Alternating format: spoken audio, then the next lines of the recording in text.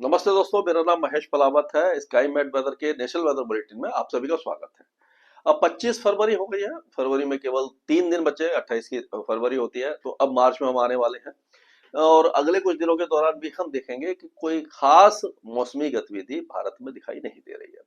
ये जो उड़ीसा के ऊपर ये साइक्लोनिक सर्कुलेशन बना हुआ था, ये अब धीरे धीरे कमजोर रहा है। असम के ऊपर एक बना हुआ है और एक लो प्रेशर एरिया है जो आपका यहाँ पर बना हुआ है बंगाल की खाड़ी में, और एक ट्रफ आ रही है वहां से लेकर के तमिलनाडु और दक्षिणी केरल तक।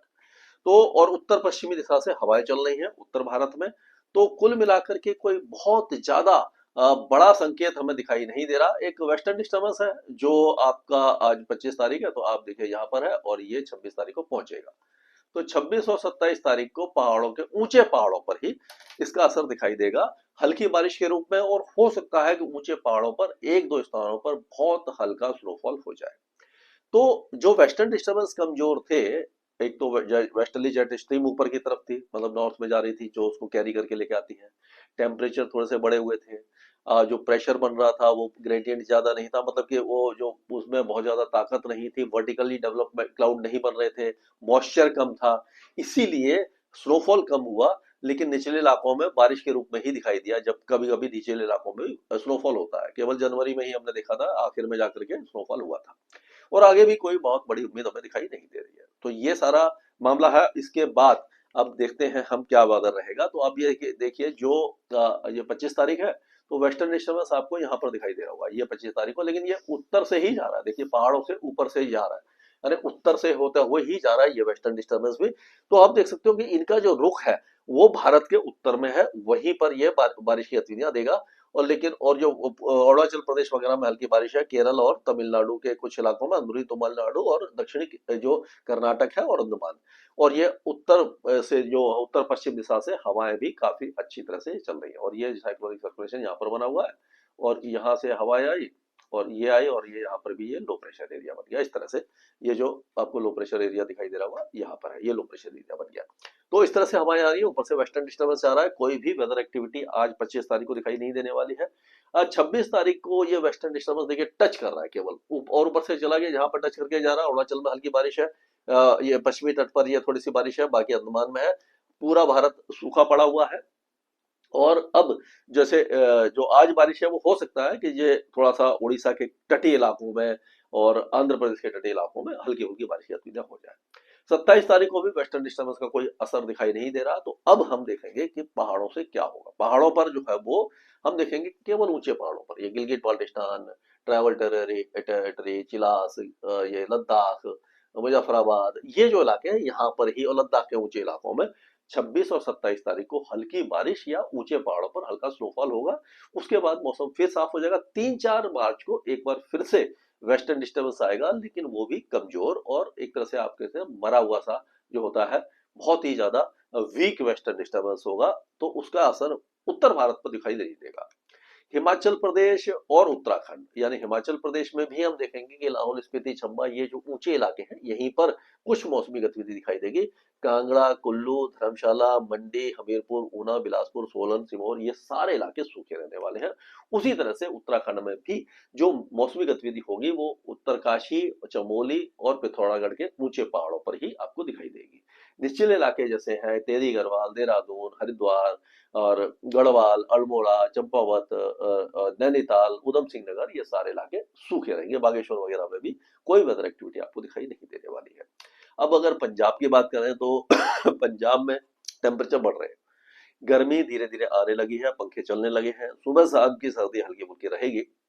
उत्तर पश्चिम दिशा से तेज हवाएं चलेंगी, लेकिन कोई मौसमी गतिविधि आपको दिखाई नहीं देगी। हरियाणा और दिल्ली का भी मौसम साफ ही बना रहेगा।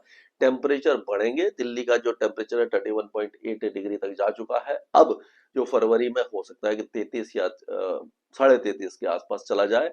हरियाणा में भी अब गर्मी बढ़ने वाली है। उत्तर प्रदेश में कोई मौसमी गतिविधि नहीं है, उत्तर पश्चिम दिशा से हवाएं चलेंगी।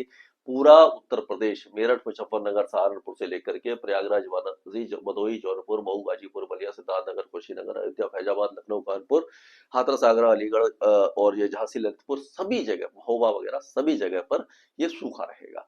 यहाँ पर मौसमी गतिविधि कुछ भी नहीं होने वाली है। बिहार भी पूरी तरह से शुष्क रहेगा। पहले उम्मीद लग रही थी कि जो वेदर सिस्टम आया था थोड़ा बहुत बिहार में बारिश देगा, लेकिन बिहार में कोई भी बारिश नहीं हुई और आगे भी दिखाई नहीं दे रही है। झारखंड में हल्की बारिश हुई है, कई इलाकों में, रांची, खूंटी वगैरह में हुई है। आज भी लग रहा है कि थोड़े बहुत जो सिंह भूमि है, ये जमशेदपुर है, दरवा, ये अपना जो रांची है, गुमला है, कुंटी है, यहाँ पर बादल वगैरह छा सकते हैं। बारिश के चांसेस दिखाई नहीं दे रहे हैं अब, मतलब कोई खास वेदर एक्टिविटी नहीं है। गंगे पश्चिम बंगाल में अभी भी ऐसा लग रहा है कि जो 24 परगना है, मेदिनीपुर, डायमंड हार्बर, कलकत्ता, हुगली, हावड़ा, यहाँ पर बादल आ सकते हैं और एक दो स्थानों पर बादल गरज भी सकते हैं, लेकिन बारिश की संभावना दिखाई नहीं दे रही है पूरे इलाके में। अरुणाचल प्रदेश में जो है वो आपको अपर सियांग, दिबांग वैली, वेस्ट सियांग, सियांग, ये जो है आइजोल वगैरह में दिखाई दे सकता है कुछ वेदर एक्टिविटी हल्की फुल्की। और यहाँ पर भी हम देखेंगे कि असम में भी जो आपका धीमाजी है, डिब्रूगढ़, तिनसुकिया, यहाँ पर हल्की फुल्की बारिश वगैरह या बादलों की मेघ गर्जना हो जाए। बाकी जो इलाके हैं, नागालैंड, मणिपुर, मिजोरम, त्रिपुरा, मेघालय और पश्चिमी असम से लेकर के सिक्किम तक मौसम साफ रहेगा। राजस्थान में बारिश हुई थी बीच में, अभी आपने देखा कि कल परसों में ओले भी गिरे थे एक दो स्थानों पर, वो मिस हो गया हमसे कि जो क्या था कि जो लोकल साइक्लोनिक सर्कुलेशन थोड़े बहुत बन जाते हैं वो कभी कभी मॉडल भी नहीं पकड़ पाता और जो एनालिसिस में भी दिखाई नहीं देते। तो बादल बने थे, उस जगह बारिश हुई, लेकिन अब राजस्थान पूरी तरह शुष्क रहेगा, गर्मी बढ़ेगी। मध्य प्रदेश के जो इलाके हैं यहाँ पर ऐसा लग रहा है कि जैसे कि बालाघाट है, सियोनी, छिंदवाड़ा, बैतूल, होशंगाबाद, हरदा, यहाँ पर, और हो सकता है कि धार, मधुबनी, खंडवा, यहाँ पर बादल वगैरह आज आ सकते हैं और कहीं कहीं पर बूंदाबांदी हो सकती है। बाकी इलाके सूखे रहने वाले हैं। पहले हमने देखा था कि रीवा, सतना, सिद्धि, सिंगरौली, इस इलाके में भी बारिश हुई है कल, लेकिन परसों, लेकिन अब यहाँ पर कोई वेदर एक्टिविटी नहीं है। छत्तीसगढ़ में भी जो कुछ वेदर एक्टिविटी हो रही थी, बारिश वगैरह हो रही थी, वो साफ हो जाएगी। लेकिन अगर हम उड़ीसा की बात करें तो यहाँ पर आप देखेंगे जगत सिंहपुर से लेकर के केंद्रपाड़ा, पुरी, गंजम और खोरडा, ये भुवनेश्वर, ये जो इलाके हैं यहाँ पर बहुत हल्की बारिश की संभावना दिखाई दे रही है। लेकिन अंदरूनी इलाके जितने भी हैं आपके, बारागढ़, संबलपुर, देवगढ़, अंगुल के जोनगढ़, बालनगीर, बौद्ध, कंधमाल, कालाहांडी, नवरंगपुर, ये सारे इलाके सूखे रहने वाले हैं।